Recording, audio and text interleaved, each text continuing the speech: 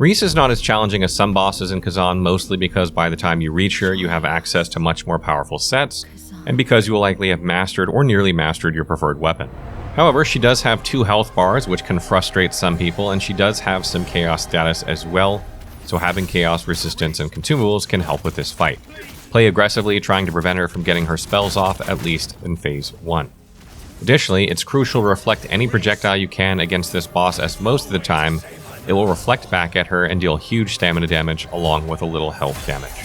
For her first spell in Phase 1, she'll summon 3 golden orbs over her head and will fire delayed projectiles at you. It's pretty easy to dodge these or just sprint to avoid them. She can sometimes summon a ground AoE under you while you move, so keep moving to be safe, and she can sometimes just do this randomly as well throughout the fight. She has a spell where she'll shoot a golden light at your feet, which will explode in a large purple AoE when she raises her staff. She does this back to back, so try to be near her after the second one so you can attack. Just watch out, as sometimes she'll summon a third AoE around her, and this is another part she can do randomly as well if you're on top of her. Once she reaches around 70% health, she'll rise up into the air and her staff will glow pink, and then she'll charge at you during a burst attack. She can do this even if you're point blank, so watch for it anytime you see this and counterattack to get some easy damage. Note that unlike most bosses, Reese does not stay staggered for very long after this burst attack, so you cannot get long combos in on her.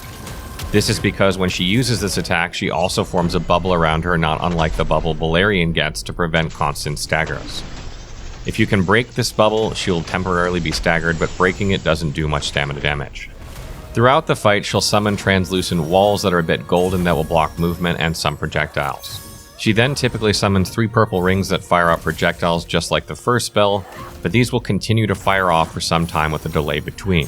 It can be very difficult to battle Reese in a much smaller area with these projectiles bearing down on you, so I recommend running outside the walls and using them to block the projectiles from the purple rings until they are finished. Note that sometimes she'll summon the 3 rings with no walls up, and you'll just have to avoid the projectiles. Also note that the large projectiles that she charges up will go through this wall, so watch out for that. Sometimes she'll twirl up into the air and fire off a delayed projectile at you that she charges up like I just mentioned. You can avoid this easy enough or brink guard, but in Phase 2 there will be a nasty delayed AoE when she does this, so it's best to avoid it, and in Phase 3 it comes paired with 1 other projectile on either side of her. Note that this projectile again can go through the spectral wall and will actually destroy it if it does. She can also twirl up and throw 3 projectiles at you as well with a delay between each. It's best to brink guard these for huge stamina damage they do to her when they're reflected back. Reese has very few melee attacks in this phase, but they usually include trying to stab you once or 2 times back to back. They are fairly easy to read and dodge or guard against. Phase 2 begins when you've depleted her entire first health bar. In this phase, she'll be much more melee focused than in Phase 1, so expect to brink guard more and dodge less. Reese usually leads off this phase with a 5-hit combo that begins with her raising her scythe to the left, charging at you with a delayed slash, followed by another slash, a slightly delayed slash, an upward slash, and then a delayed slash where she raises into the air first and then charges at you. Try to brink guard these and then attack afterwards. Note in Phase 3, the last part of this attack also features a projectile just before she lands the attack. Alternatively, she can twirl up into the air and throw 3 projectiles at you. It's best to brink guard these for massive stamina damage if you can, as they reflect back at her. You also want to make sure to move to the right when you brink guard this attack, as if you try to stand still and reflect them, they will just miss her. She has a 3-hit combo where she does a delayed slash attack, followed by a spinning slash attack, and then a slightly delayed charged attack. She can charge this different amounts of time, so brink guarding can be difficult, and I recommend just dodging the last hit instead. She also has a 4-hit wing combo where she'll hit twice with her wings rapidly with a slight delay, and then twice again. She has a combo where she'll lower her scythe to her left and charge at you with a 4-hit combo, a delayed slash, then 2 slashes, followed by a slightly delayed spinning slash. If you brink guard these attacks, the screen gets a line through it, and if you brink guard the last attack of this chain, she'll be staggered and vulnerable to attack chains. She has another combo that is a delayed slash attack, followed by another slash attack that ends in a delayed javelin throw point blank in an AoE. Dodge this last attack and attack afterwards. She has another similar combo where she thrusts her scythe forward and then immediately pulls it back for 2 hits, followed up by the same delayed javelin throw point blank. Note that in Phase 3, she can chain the previous combo into this combo into the javelin thrust for a total of 5 hits. She has another combo where she starts by lowering her scythe to the right, and then she'll attack twice with 2 upward slashes, then twirl backward and charge through you. Brink guard the last attack for a stagger and follow up for damage. Note that the charge attack will become a burst attack in phase 3, so be ready to counterattack it when you see it in this phase. She has yet another combo where she'll dodge to the side before doing a charged attack at you, followed by 2 wing attacks. She can sometimes precede this with a flipping backflip upward slash, but not always. In phase 3, this is usually paired with a projectile flying at you when she does the dodge. In this phase, she can also summon spectral walls just like in phase 1, except once you get to phase 3, she'll actually summon 4 walls boxing you in completely, so it's best to move away as soon as you start seeing her do this move.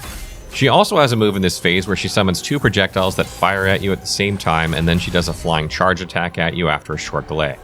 She can follow this up with another delayed charge attack as well in phase 3, so be on the lookout for that change. Brink guard the projectiles for some good stamina damage, and brink guard or dodge the follow-up. And remember to look out for her burst attack that she can tack on to many of her combos where she sort of floats up and away quickly before charging at you, as she can add this onto just about any combo in this phase. Around 40% HP or so into her second health bar, Reese will charge up her scythe for a second, signaling phase 3.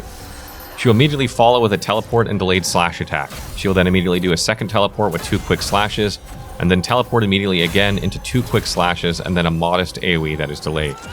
Dodge or block these as best you can. She can do this again later in the fight, so recognize it when you see it and be ready. Other than that, some attacks are deadlier in this phase, which I mentioned earlier during those specific moves, but otherwise everything else is the same as phase 2. Reese, stop, please.